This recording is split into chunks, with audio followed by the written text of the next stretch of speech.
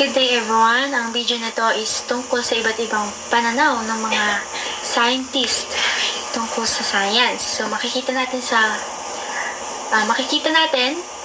na para sa kanila, science is not just about fact and numbers, kundi isang process ng pagkatuto, pagtatanong at patuloy na paghahanap sa katotohanan or ng katotohanan. So sa pamamagitan ng kanilang mga salita, mas naiintindihan natin kung gaano kahalaga yung science sa ating culture at sa ating pag-iisip at sa ating kinabukasan. So, unahin na natin yung theory ni Carl Sagan noong 1980. So, ang pagkakaintindi ko dito, para sa kanya, ang science daw is parang self-correcting system na kahit magkamali, maayos din dahil kailangan dumaan ang ideas sa matinding evidence at pagsusuri. So, ibig sabihin, kasi hindi basta-basta tatanggapin ng isang theory hanggat wala itong matibay na napatunayan. At para naman kay Lewis Thomas noong 1980 din, so, para sa kanya, ang science is nakabase daw sa uncertainty o hindi pagiging sigurado. So, kapag may bagong na-discover, madalas na na-realize natin na may mali pala tayo before. Kaya, sa bawat discovery is may mga kasamang pagtanggal ng lumang paniniwala. And, dako naman tayo kay Ernest Mayr.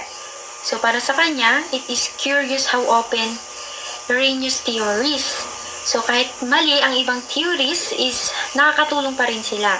Nakakatulong pa rin yung maling theories na yon sa pag-unlad ng science. Example, may mga maling idea noon, pero dahil doon, is nagbukas ng mas malalim na study na nagbibigay ng tamang kaalaman sa paggamit ng science. Next is Claude Lévi-Strauss. So, para sa kanya, science is wala daw final na truth. So, ibig sabihin, walang forever na katotohanan sa science. Laging may possibility na magbago o ma-upgrade yung knowledge na yon kapag may bagong natuklasan yung science na yon. Next is kay Stephen Jay Gould. So, para sa kanya, science is a part of culture. So, ibig sabihin, ang science ay hindi daw parang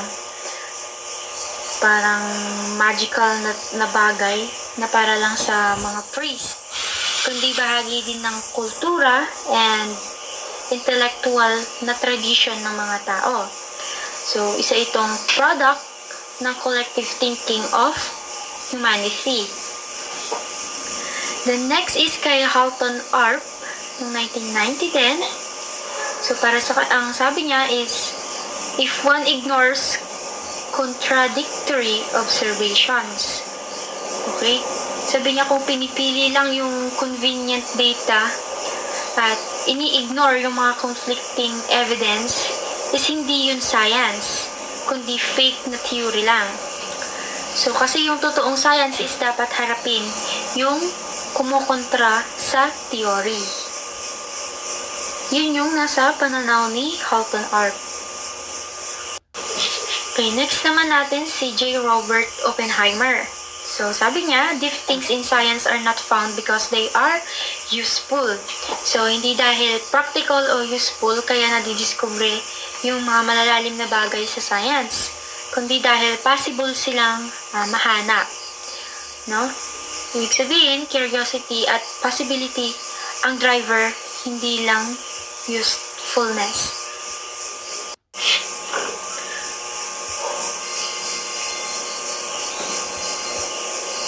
Okay, para naman sa pananaw ni Erwin Schrödinger, ang science daw is parang laro or game. So, para daw itong game kung saan ang God ang gumagawa ng rules. Hindi natin alam lahat ng rules, kaya challenge sa atin na i-discover yon. So, ganun lang din sa science. Parang puzzle siya na unti-unting binubuo. Then, para naman kay William Lawrence Bragg noong 1957, the important thing in science is not to obtain new fact, but discover new ways of thinking. So, para sa kanya is mas mahalaga yung mga bagong paraan ng pag-iisip kaysa sa simpleng pagkukolekta ng mga fact. Okay? So, para sa kanya, science is about perspective and creativity, not just a data, no? So, para naman kay Rudolf Virchow,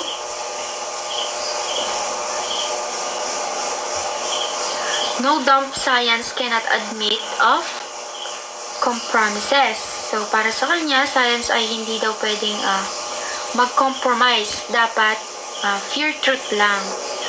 Natural na may debate and conflict, pero hindi dapat maging personal ang atake sa tao, kundi sa mismong ideya lamang.